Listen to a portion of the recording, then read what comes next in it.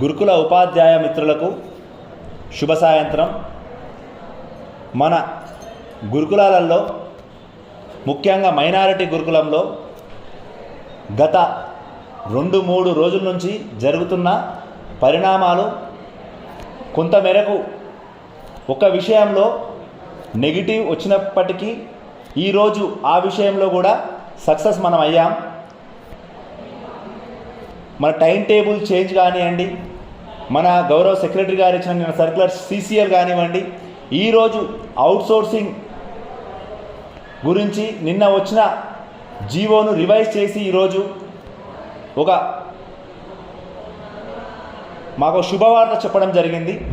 దానికి మేము హృదయపూర్వకంగా మైనారిటీ గురుకులాల్లో పనిచేస్తున్న స్టాఫ్ అందరి తరపున మన గౌరవ తెలంగాణ ముఖ్యమంత్రి గారికి, మైనారిటీ వెల్ఫేర్ మినిస్టర్ శ్రీ గౌరవ అడ్లూరు లక్ష్మణ్ గారికి, మరియు మన TEMRIS chairman vice president Faheemuddin Qureshi గారికి, మా గౌరవ ఆత్మీయ లీడర్ మా సెక్రటరీ షఫీలా గారికి హృదయపూర్వకంగా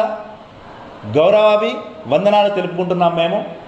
ఎందుకంటే గురుకులాలలో గత కొన్ని సంవత్సరాలుగా జరగని విషయాలు ఈ 2-3 రోజులు జరిగాయి.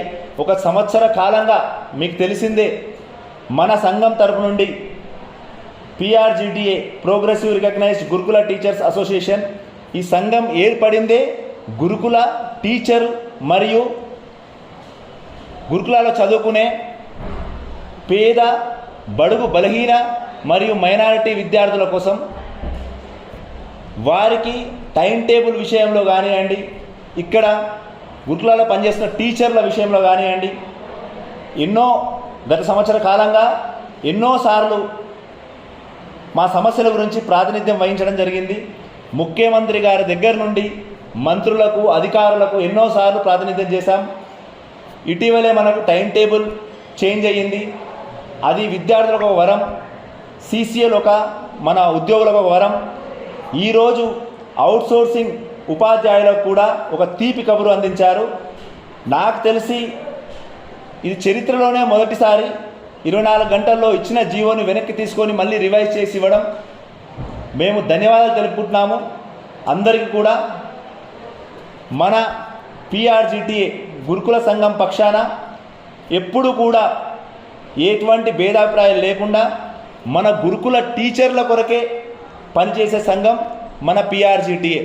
ఇందులో ముఖ్యమైన వ్యక్తి మన గౌరవ ఎమ్మెల్సీ శ్రీపాల్ రెడ్డి గారు. వారి సహకారంతో ఇవన్నీ చేయగలుగుతున్నాం. వారెప్పుడు మనను ముందుండి నడపడం జరుగుతుంది. వారికి స్పెషల్గా థ్యాంక్స్ చెప్తున్నాం. ఇదే విధంగా మనము ఇప్పుడు మన తరపు నుంచి గ్రాటిట్యూడ్గా మన విద్యా సంస్థలలో అడ్మిషన్స్ కానివ్వండి, మిగతా ఎటువంటి సమస్యలు కూడా విద్యార్థులకు ఎదురు కాకుండా వారిని ఒక మంచి ప్రయోజకులుగా చేయడానికి మనం కృషి చేయాలి, మనవంతు కృషి చేయాలి. మేము చేస్తామని మాట ఇస్తున్నాం. ఇందులో ఎందుకంటే మన డ్యూటీతో పాటు మన రైట్తో పాటు డ్యూటీ కూడా చేయాలి. సో మరి ఒక్కసారి అందరికీ కూడా పేరు పేరున ధన్యవాదాలు తెలుపుకుంటున్నాం. కొంతమంది ఇక్కడ మన మిత్రులు కూడా ఉన్నారు, వారిని కూడా మాట్లాడాల్సిందిగా కోరుకుంటున్నాను.